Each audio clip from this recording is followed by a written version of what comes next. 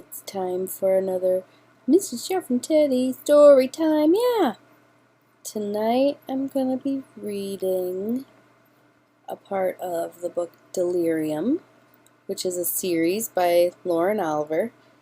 And you can find this book on Overdrive, just like all the other books. And here we go, Chapter 1. The most dangerous sicknesses are those that make us believe we are well. Proverb 42, the Book of Shh. It has been 64 years since the President and the Consortium identified love as a disease, and 43 since the scientists perfected a cure. Everyone else in my family has had the procedure already. My older sister Rachel has been disease-free for 9 years now. She's been safe from love for so long she says she can't even remember its symptoms. I'm scheduled to have my procedure in exactly 95 days on September 3rd, my birthday. Many people are afraid of the procedure. Some people even resist. But I'm not afraid. I can't wait. I would have it done tomorrow if I could. But you have to be at least 18, sometimes a little older, before the scientists will cure you. Otherwise, the procedure won't work correctly. People end up with brain damage, partial paralysis, blindness, or worse. I don't like to think that I'm still walking around with the disease running through my blood. Sometimes I swear I can feel it writhing in my veins like something spoiled, like sour milk. It makes me feel dirty. It reminds me of children throwing tantrums. It reminds me of resistance, of diseased girls dragging their nails on the pavement, tearing out their hair, their mouths dripping spit, and of course it reminds me of my mother. After the procedure, I will be happy and safe forever. That's what everyone says. The scientists, my sister, and Aunt Carol. I will have the procedure and then I'll be paired with a boy the evaluators choose for me.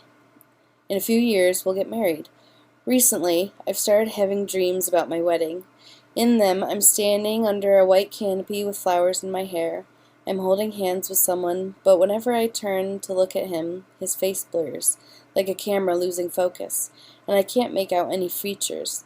But his hands are cool and dry, and my heart is beating steadily in my chest, and in my dream, I know it will always beat out that same rhythm, not skip or jump or swirl or go faster, just womp womp womp, until I'm dead, safe and free from pain.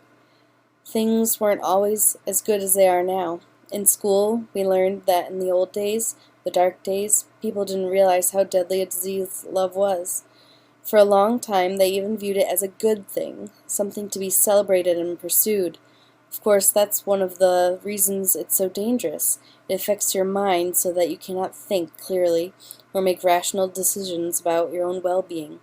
That's symptom number 12, listed in the Amor Delirium Nervosa section of the 12th edition of the Safety, Health, and Happiness Handbook, or the Book of Shh, as we call it. Instead, people back then named other diseases: stress, heart disease, anxiety, depression, hypertension, insomnia, bipolar disorder, never realizing that these were in fact only symptoms that in the majority of cases could be traced back to the effects of Amor Delirium Deliria Nervosa. Of course, we aren't yet totally free of the deliria in the United States. Until the procedure has been perfected, until it has been made safe for the under 18s, we will never be totally protected. It still moves around us with invisible, sweeping tentacles choking us. I've seen countless uncureds dragged to the procedures so racked and ravaged by love that they would rather tear out their eyes or try to impale themselves on the barbed wire fences outside of the laboratories than be without it. 95 days, and then I'll be safe. I'm nervous, of course, and I wonder whether the procedure will hurt. I want to get it over with. It's hard to be patient. It's hard not to be afraid when I'm still uncured, though so far the deliria hasn't touched me yet. Still, I worry. They say that in the old days, love drove people to madness. That's bad enough.